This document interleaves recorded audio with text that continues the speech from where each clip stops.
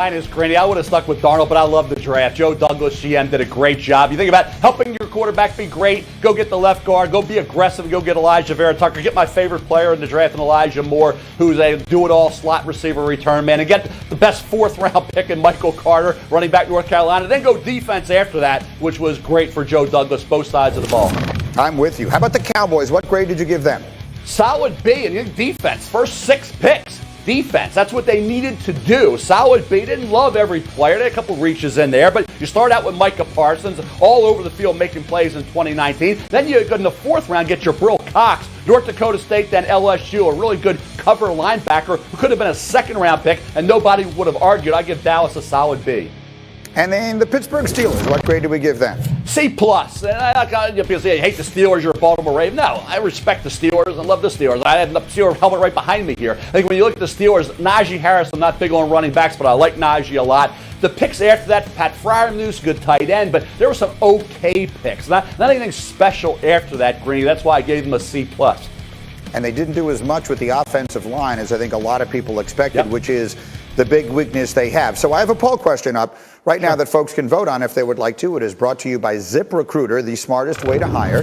And the poll question is, we'd like to know who you think had the best draft. Which team won the draft? And we chose just a few options up there, the Jets, the Niners, the Bears, or the Patriots. You can vote on my Twitter at ESPN Greeny, and we'll leave that up through the radio show today. But I want to bring the group back in here and let everyone take their pick. You can choose one of these teams, or you can go off the board. And Dan Graziano, I will start with you. Of all the teams in the NFL, who did you think won the draft?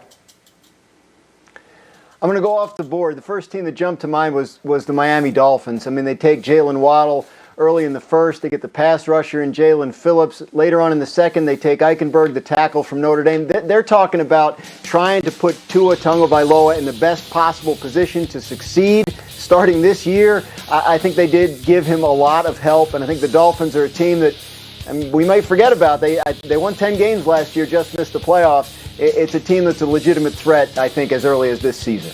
Dan Orlovsky, who did you think won the draft? Here we go, Brownies. Here we go. That's all I heard at the draft, Greeny. I thought the Browns had a remarkable draft. First of all, they made 2 weaknesses into strengths. You know, the selection of Greg Newsome, the corner out of Northwestern, awesome. Then in the 2nd round, they got Jeremiah Owusu-Koramoah, who a lot of people I heard talking about as a 1st round. That is a massive hit right there, by the way. And then the 3rd round, getting Anthony Schwartz, the speedster out of Auburn. So the weaknesses were the defense and long speed, and they addressed them both. I think Browns fans should be joyed today, the same way I was overjoyed when Big Will Costello got our game-winning hit at Westport Little League Saturday night. The Browns had an awesome draft. He always sneaks that one in. Mel, before I get your pick, I did want to get, pardon me, a thought on that. Because if Jeremiah Owusu-Koramoah had gone 15 in this draft, you wouldn't have said that was a reach. And Anthony Schwartz is the fastest player in the draft. I agree with Dan. The Browns had an outstanding weekend.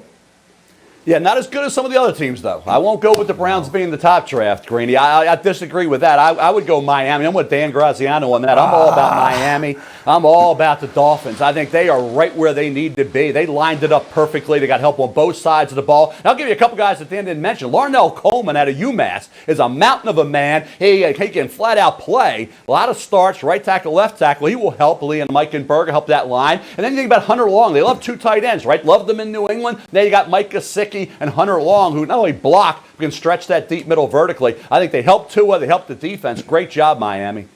In the meantime, we'll put mine up there, and I will say this. Anyone who has followed me over the years, you know that I am the opposite of being a homer, which is to say I'm the first one to criticize the Jets to death. So in the interest of fairness, Mel, I thought the Jets had an outstanding draft. I mean, the book will be written on Zach Wilson, and we'll see, but they were clearly decided upon him months ago. So let's put that to the side. The aggressive trade up to get the guard, Elijah Vera Tucker, if he had gone, I mean, where he went is exactly where he should have gone. He was a top half of the 1st round kind of player. And Elijah Moore is a player who, if he had gone 20th in this draft, we would have been happy with it. And if Michael Carter, the running back, had gone late 2nd, early 3rd, you would have been happy with it, and he went in the 4th. So I think if you look at the first 4 picks the Jets had, in the interest of fairness, Mel, I thought they did an outstanding job.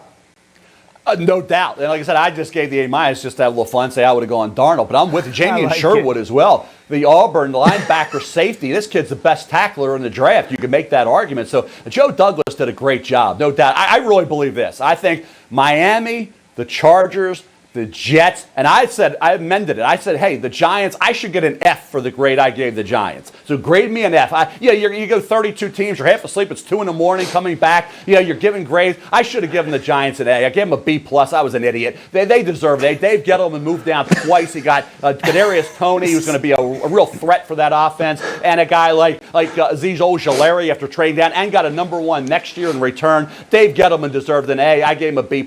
Give me an F for that grade. Hardly. But let me just briefly say, because I had been told certain things about Mel leading into this draft, and I can now confirm he does not take a sip of anything.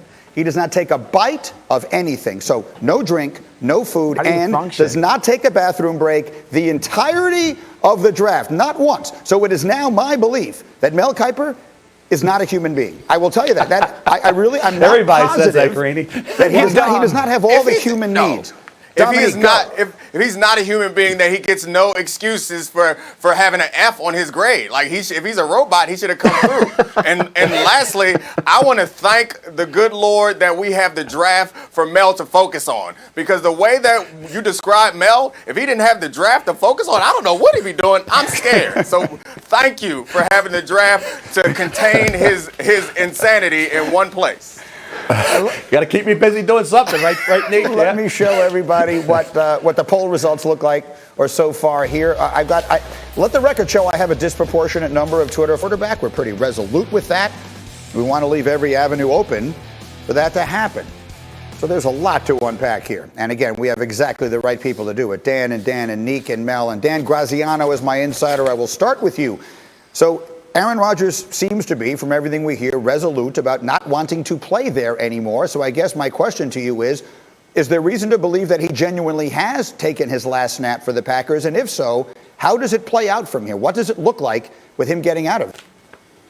Oh, I think there's definitely reason to believe that. At this point, it's kind of difficult to imagine him going back. I know the organization is talking about being able to rebuild the relationship, build a bridge back, but based on everything we're hearing, that's not the way Aaron Rodgers feels. So what happens now? Do they trade him? They say they won't, and even if they did, it would cripple them in terms of the cap, $38 million if they did it before June 1st, and then $21 million versus $17 next year if they did it after.